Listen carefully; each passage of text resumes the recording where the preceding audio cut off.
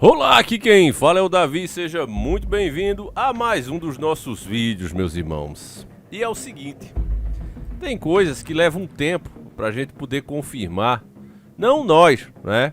Mas ouvir da própria grande mídia, coisas que se vê, coisas que se sabe. Muitas vezes, meus irmãos, essas matérias que eles fazem, elas passam despercebidas por eles mesmos, eles não querem que você tenha acesso. Eles falam pra dizer, olha, nós falamos, nós estamos com a verdade.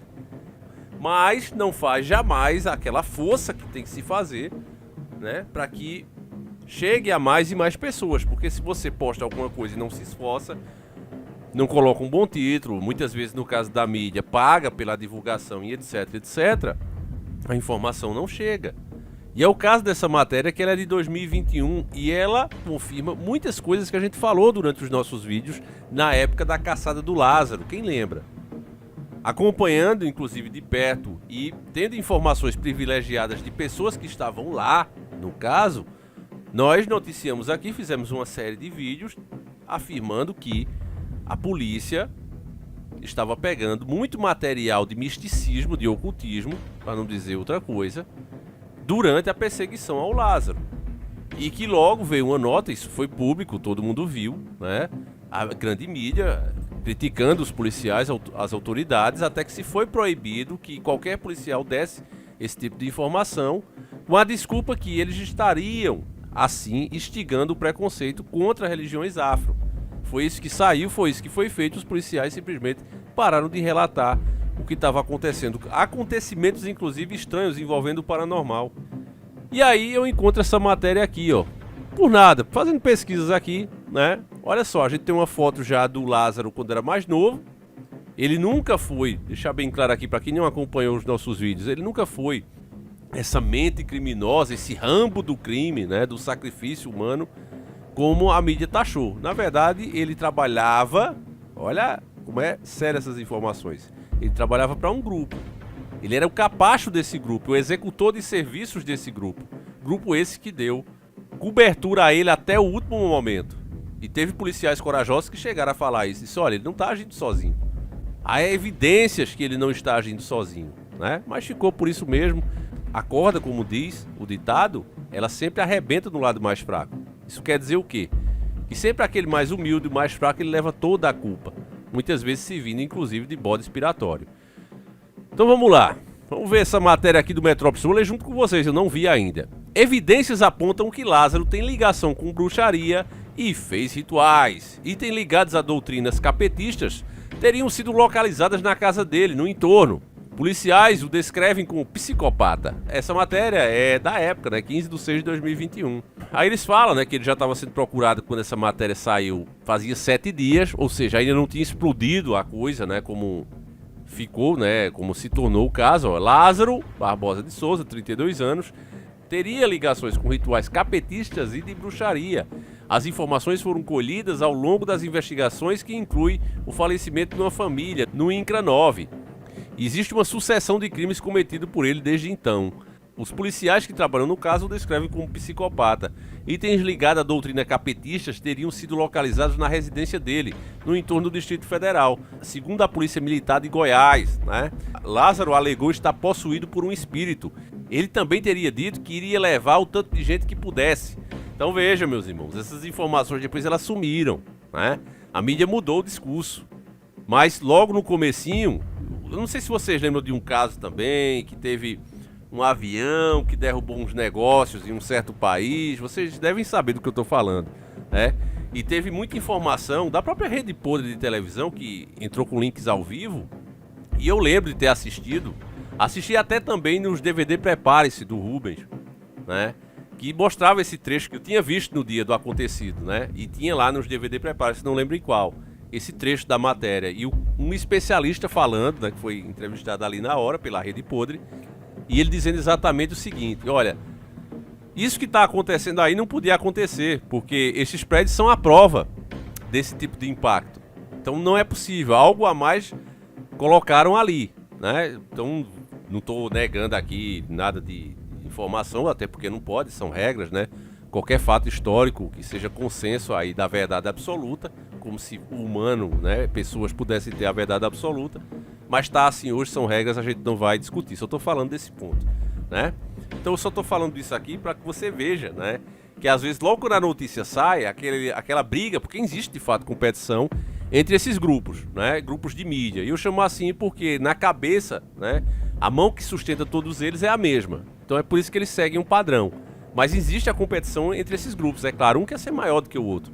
Então nessa briga para ver quem é o mais relevante, acaba às vezes saindo alguma coisa que é ganho para nós e depois some, né? Essa narrativa aqui sumiu. Olha só a continuação dessa matéria, como ela é importante. E que a mídia, se fizesse esse trabalho aqui, meus irmãos, sempre, né?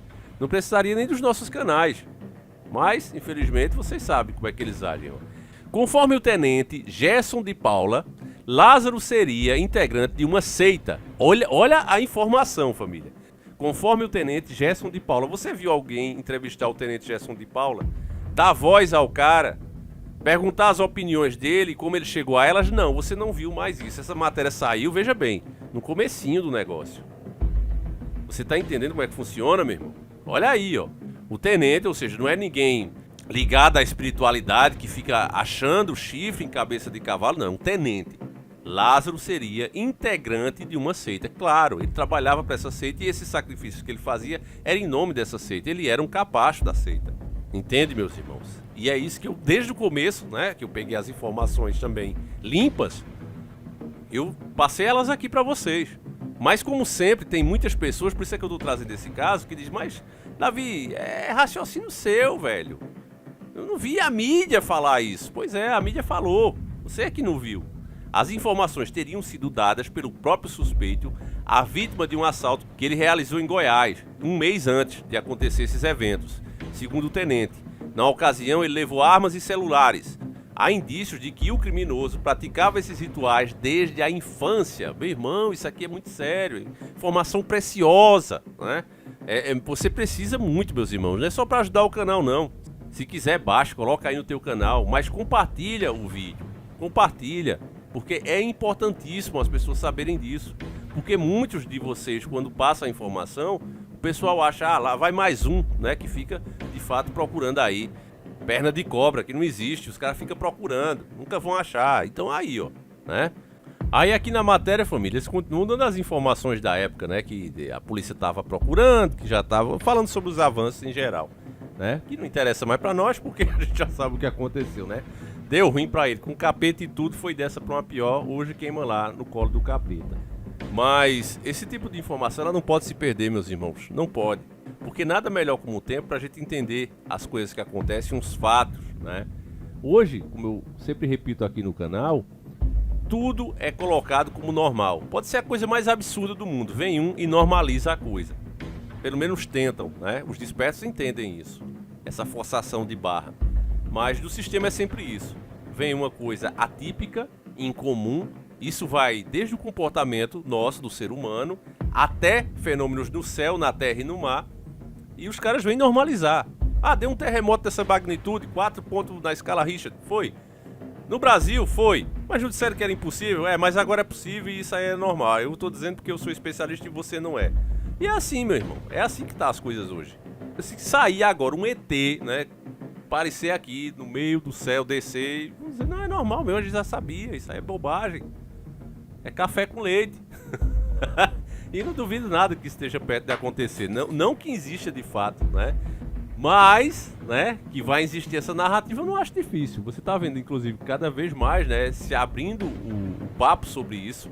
Agora, claro, com muito cuidado sempre para levar a essa história, né, de seres de outro planeta vindo em uma alta tecnologia. O que não bate, né? Porque é que um ser de alta tecnologia iria arrancar a amostra de sangue de pessoas até elas falecerem, né? Se a tecnologia de fato é avançada a ponto de atravessar o espaço sideral, será que o cara não tinha um scanner? Ele precisaria usar esses métodos primitivos de ter que tirar sangue, né? Como os médicos aqui fazem para poder examinar. Não tem um scanner não para saber como é que é a coisa. Quer dizer, evoluído em quê? Se precisa disso, né? Se gosta de brincar, né? Segundo alguns ufólogos. Eu acho engraçado eles falando, família. Tem um mesmo, não vou citar nome aqui porque a nossa luta não é contra pessoas, né? Mas tem um pilantra mesmo aí, bem famoso. E esse cara, ele tem sítio, fazia tipo o Urandi também, ele aluga lá o espaço, os dias melhores pra você ver um alienígena aqui é tal dia, as pessoas vão lá, paga pro trouxa, né? E o trouxa diz que os alienígenas vão aparecer, o pessoal vê aqueles balãozinhos coloridos, né? Que eles colocam um gás dentro, já até o Fantástico mostrou isso. E o pessoal jura que é o fenômeno e fica ali, né? Enriquecendo o cara. E ele falando, né? Exatamente isso. Ele dizendo, não, olha, é porque esses alienígenas são brincalhões, eles gostam de brincar, então eles veem os caças, eles passam naquela velocidade, depois freiam, depois... Quer dizer, né? O cara normalizando o anormal e você não vê tecnologia, né? Os fatos reais sobre os casos, que não são hologramas nem nada do tipo, né? Que não é o Blue Beam aí agindo, o que a gente sabe que é, de fato, são luminosos, né? E eles não se comportam como tecnologia, eles não se comportam nem como matéria. A verdade é essa. Enfim, né, meus irmãos? Esse é outro assunto, a gente já tá entrando em outro assunto. A verdade é que a gente queria aqui era mostrar pra vocês, né, que não importa, meu irmão, a verdade ela sempre aparece. Não importa o quão grande seja o sistema, é fato que a verdade ela sempre aparece. Ela pode demorar, ela pode ser difícil até de se entender, mas quando ela aparece, meus irmãos, ela tem de fato o poder, assim como está escrito na Bíblia, né? E a verdade vos libertará, né? A partir do momento que a gente a conhece. E é isso, meus irmãos, eu duvido vocês aí, né, você que está desperto, cair nesse ponto de ET ou por acaso começar a idolatrar políticos, por exemplo. Vocês não vão fazer isso porque vocês estão de fato despertos, vocês sabem como o sistema funciona. Então é isso, meus irmãos, essa é a parte que nos deixa satisfeitos, né, de estar aqui à frente do canal. Seguimos juntos, meus irmãos, eu aprendo tanto com vocês como vocês comigo, e é isso. Fiquem com Deus, meus irmãos, um abraço, deixa a tua opinião, faço questão de saber. Tá aí mais uma coisa que a gente falava e agora a gente achou a matéria que comprova, né? Então é isso, fiquem com Deus e fui!